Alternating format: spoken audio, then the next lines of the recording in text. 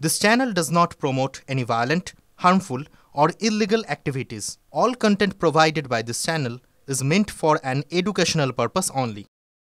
বড় অবাক লাগছে দিদির মুখে শুনে মোদি না অমিত শাহ কে ভারতবর্ষের প্রধানমন্ত্রী ये दोस्ती कभी ना भूलेंगे দিদি মোদির এটাই বাণী এটাই বার্তা তাই এখন অমিত শাহ খারাপ হয়ে যাচ্ছে মোদি ঠিক আছে মোদি অমিত শাহের মধ্যে দিদি ফারাক খুঁজছে আম বাগানে আম গাছের ডান দিকে মিঠা ফল বাঁ দিকে খাট্টা ফল হয় কি দিদি তাও করবে এখন অমিত শাহকে দোষ দিয়ে মোদির কাছাকাছি আসতে চাইছে সে যদি গুলি চালিয়ে থাকে কোনো বিএসএফ অন্যায় করে তার বিরুদ্ধে কেস হচ্ছে না কেন তার বিরুদ্ধে খুনের মামলা হচ্ছে না কেন বলুন বিএসএফ মনে করলে সে গুলি চালিয়ে দেবে বাবার জমিদারি আছে সেই বিএসএফ অ্যারেস্ট হবে আপনারা সেই বিএসএফ এর নামে এফআইআর করুন অ্যারেস্ট হবে সে ক্ষমতা আছে আবার মানুষকে বিভ্রান্ত করা ওখানটায় বসে কিছু লোককে ডেকে পয়সা কুড়ি দেওয়ার কথা বলবে আর জানে মানুষ রিফিউজ করছে মানুষ তাকে প্রত্যাখ্যান করছে মুখ্যমন্ত্রী যাচ্ছে না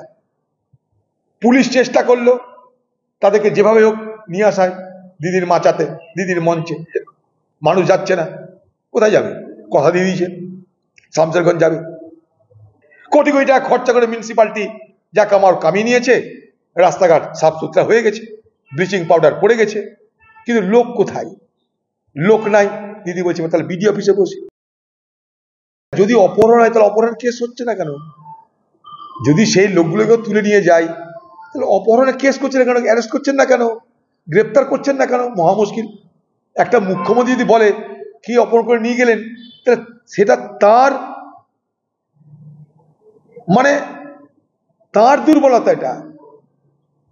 তার অক্ষমতার প্রকাশ করছেন তিনি তার অদক্ষতা প্রমাণ করছেন তিনি যে আপনি বলছেন গোটা শামসেরগঞ্জ এলাকায় পুলিশের 6 লাখ কাউরি কিছু হবে না সবাই নিশ্চিত থাকুন সেই শামসেরগঞ্জ এলাকা থেকে যাদের পরিবারের লোক খুন হলো তাদেরকে অপহরণ করে নিয়ে চলে যাচ্ছে আবার আপনি কেউ জানছেন না তা অদক্ষ কে অদক্ষতা আপনি দিদি প্রথমে কিছু না দেখে কি বলেছিলেন বহিরাগতরা করেছে তারপর কি বললেন বিএসএফ করেছে কিভাবে বাচ্চা ছেড়ে হাতে 5-7 হাজার টাকা দিয়ে করেছে ইট মার বিএসএফ করেছে এত কিছু জানার পর এখন আবার সময়ের জন্য অপেক্ষা করছেন কেন এত কিছু জানার পর এখন আপনার মনে হচ্ছে কেন আরেকটু দেখি আরো ভাবি আরো জানি তারপর রিপোর্ট প্রকাশ করব কেন তাহলে আপনি বলুন যে আপনি কিছু না জেনে আন্দাজে ঢিল মেরেছিলাম ওখানকার মানুষ ভয়ে তৃণমূলের নাম করছে না আমি দায়িত্ব নিয়ে বলছি সরকার না চাইলে দাঙ্গা হয় না আমি যেটা বলতে চাইছি সরকারে কে মাথা মমতা ব্যানার্জি দাঙ্গা তো আপনি করিয়েছেন তার জন্য সেদিন প্রতিবাদ করেননি নিন্দা করেননি বিরোধিতা করেননি আজও তারা আপনার সঙ্গে সঙ্গে ঘুরে আপনার পুলিশ 4 ঘন্টা 5 ঘন্টা চুপ করে থাকলেও আপনি দুটো এসআই দুটো লোককে আপনি সেখানে বলির পাঠা করলেন কেন সেখানে এসডিপিওরা কি করছিল সেখানে এসপি কি করছিল তাদেরকে কেন সাসপেন্ড করছেন না কার নির্দেশে সেখানে 5 ঘন্টা পুলিশ চুপচাপ ছিল তা তদন্ত করবেন না